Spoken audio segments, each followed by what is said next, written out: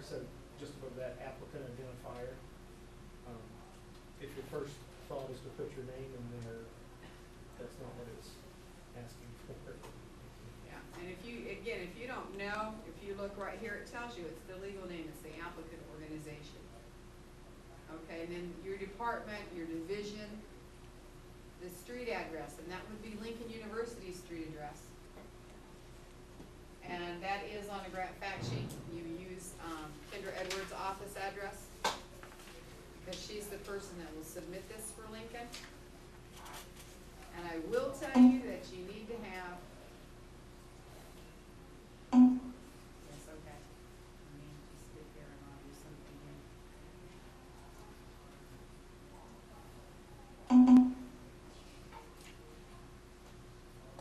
It will not accept anything but zip code with the 4 digits behind it.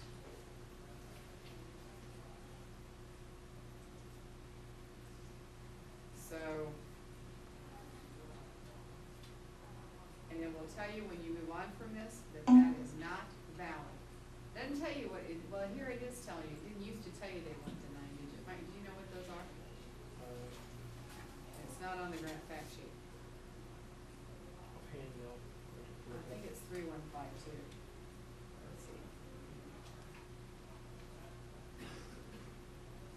Yeah. But you can look that up. But that is 3152 and accepted, and I believe that's right. Okay. The person to be contacted involving this application is going to be Kendra Edwards. She is the person for Lincoln University that does this. So hopefully she has a middle name or a middle initial. It's not listed or anything.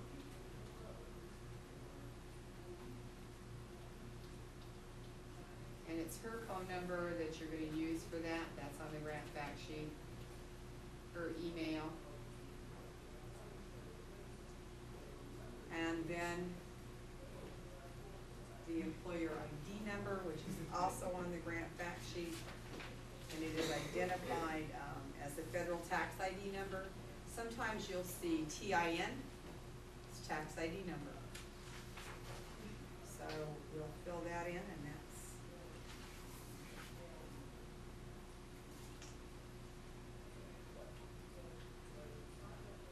and then you have to select the kind of applicant that Lincoln University is from the drop down, and we are an historically black college. We're historically black colleges and universities.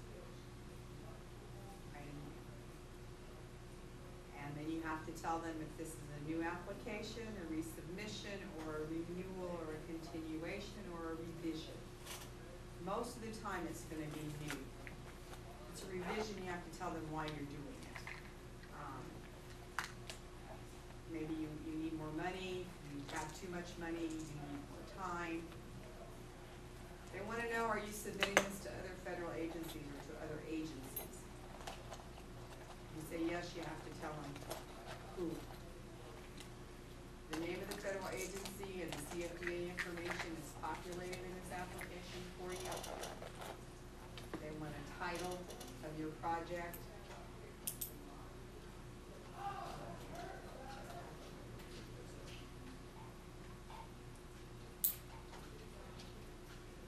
They want to know when it's going to start.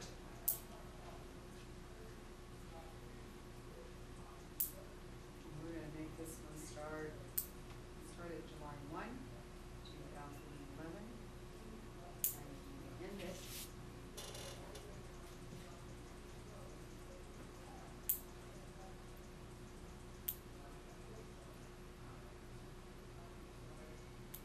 June 30th, 2013.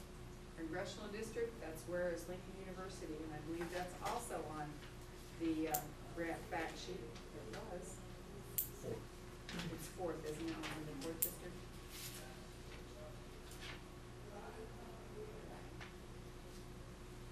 Then here is where your information goes. The project director.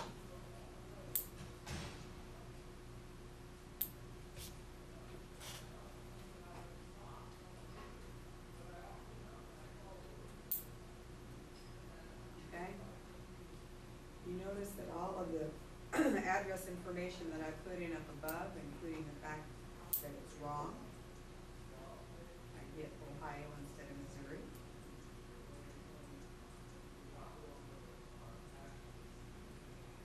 Okay.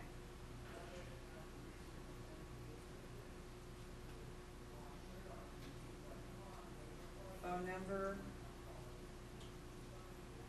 And that would be your phone number now, not Kendra Edwards, and your email.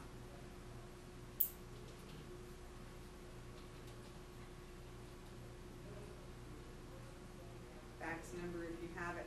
Generally, if there's a question, you're going to hear from the program officer or the reviewer or whomever's trying to ask that question via email.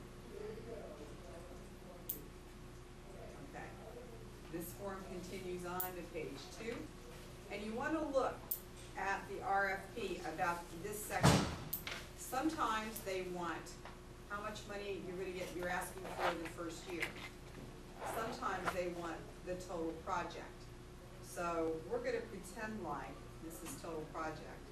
We're going to ask for $1 million.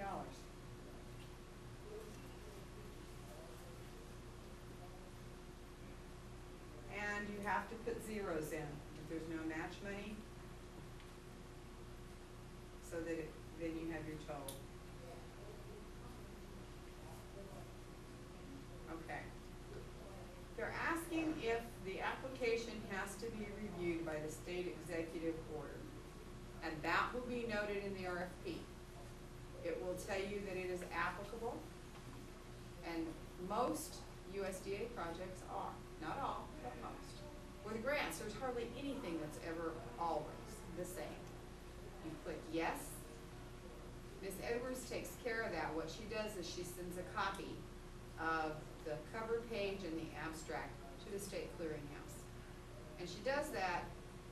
You can put for the date here, the date that you're going to submit this proposal. We're going to say this was due on the 31st.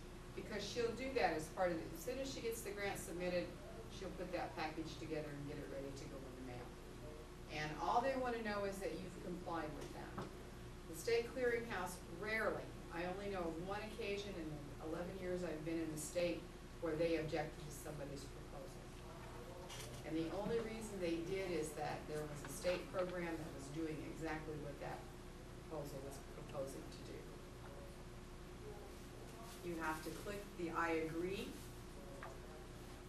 so that Dr. Mahoney, that's already done for her or for Kendra, depending on who signs it. And right here is where you add your first attachment. And in the RFP, it's going to tell you if that attachment needs to be a PDF or if it needs to be a Word file. And it'll tell you what version of Word or what version PDF file it needs to be.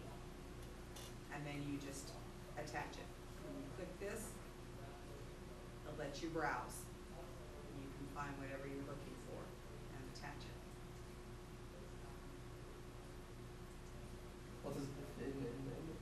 Pardon me? What is the failure in the image?